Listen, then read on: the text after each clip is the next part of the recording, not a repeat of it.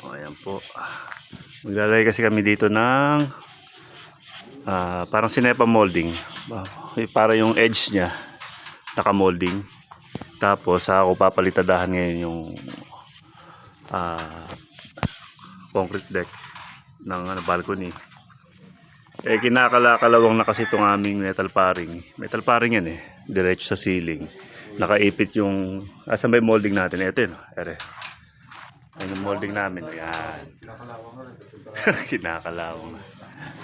Ayan ang aming molding na nilagay dyan.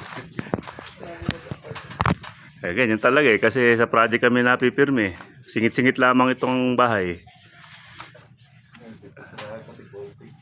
Yan nga pala yung nangyari na nilang kahit naka-primer na. Naka-metal primer na yung trellis and railing ng balcony. Ito pinaredox side ko lang at yan namin. Pero may kalaong pa rito. Ayan. Ulan ng ulan Asa na si Bunso? Ito namang isang to. Ang titirahin naman niya ay ito sa kwarto. Itong master's bedroom. Nadali na pala ni Bunso. Pinahabulan ko lang yung mga butas-butas. Ito sa electrical to. Yan.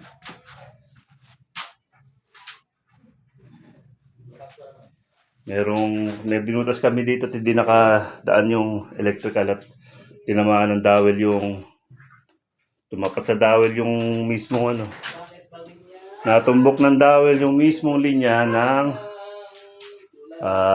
flexible hose. Ito habol to. Kasi ito, ayan, mapasin mga crack niya. Kaya nagka-crack yan. Kasi itong, ayan nag-dowel kasi kami dito. Habol lang. Yung dowel, di naman abang. So, nangyari, nagkaroon ng crack. Kapag kasi thermal crack lang, gaya dun sa may, sa may kitchen area, kaya na ng yan, masilya. May waterproofing naman kami sa likod niyan dito, pag ganitong nag-crack gawa ng napersa yung concrete, na-disturb yung concrete, papalagyan ko na ng epoxy injection.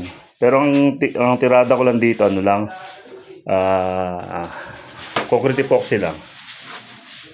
Gagrinder lang itong mga crack, tapos pa-plasta lang. Wag na di may suporta lang yung palitada para hindi siya, pasiguradong in place siya. So ayan. Siya mani popcorn. Ayan natagos at wala pa kasi kaming waterproofing dyan Natagos pa ang tubig.